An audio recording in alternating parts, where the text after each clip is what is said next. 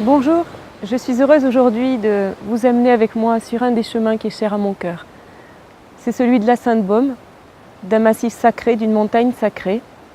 Et derrière nous, un des gardiens que j'aime beaucoup et qui nous accompagne.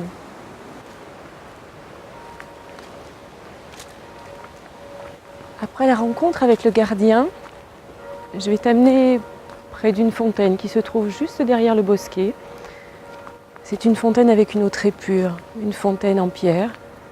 Et on pourra s'y purifier si tu veux, avant de monter vers la grotte. Il y a même les cloches qui nous accompagnent.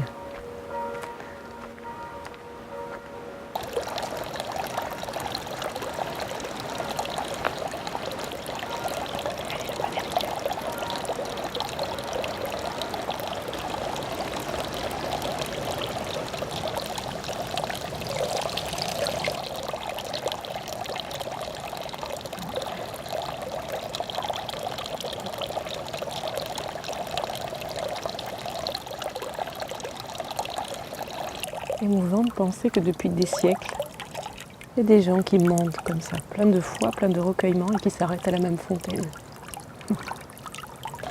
Et l'eau, cet éternel féminin qui continue à couler. Et maintenant, on va traverser la forêt, la grande forêt magique, peuplée de plein de mystères. C'est dans ce lieu plein d'énergie que j'ai maintenant envie de vous parler de la Sainte-Baume, de la grotte de la Sainte-Baume et de Marie-Madeleine. Depuis les millénaires, des tas d'individus croient que ce lieu est un haut lieu chrétien. Depuis des centaines et des centaines d'années, il y a des gens qui viennent en pèlerinage, qui viennent se recueillir. En fait, ce site est beaucoup plus ancien. De Marseillais disent, dans des textes vraiment très très reculés, disent que c'est une montagne sacrée, que c'est un bois sacré. Et il faut remonter comme cela il y a très longtemps. Il y a à peu près 2600 ans, quand les Phocéens ont construit Marseille, ils ont probablement ramené avec eux le culte d'une déesse, Artémis d'Éphèse. Et Artémis est représentée avec un poitrail généreux, avec de multiples seins, que d'aucuns ont considéré qu'il s'agissait d'eux. Et en effet, on s'est rendu compte qu'elle portait sur la poitrine un collier fait d'œufs d'autruche qui symbolisait la fertilité. Alors, depuis des centaines d'années, des individus viennent ici, des plus notables, des personnages connus de l'histoire ou de la religion. On a eu Saint Louis qui est venu après une croisade, François Ier, Catherine de Médicis, des tas d'individus qui ainsi ont cheminé et sont venus déposer une partie de leur histoire en invoquant Marie-Madeleine.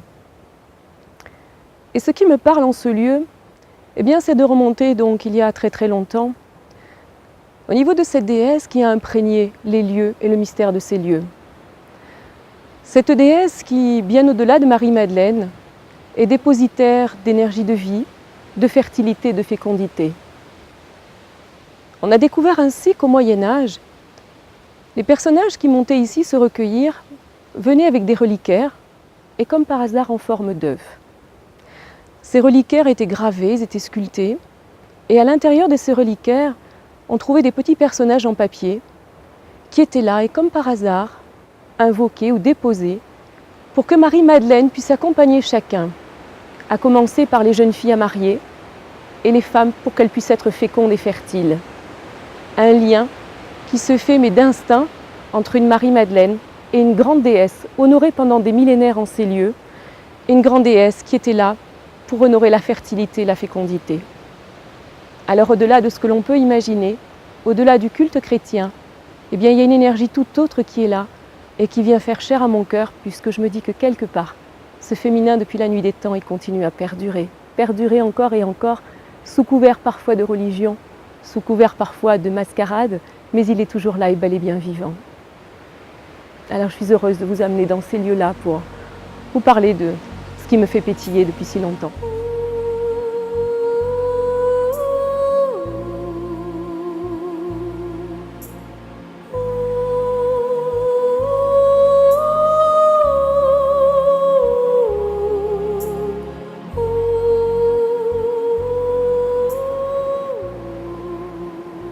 j'ai envie de vous parler de cette quête du féminin.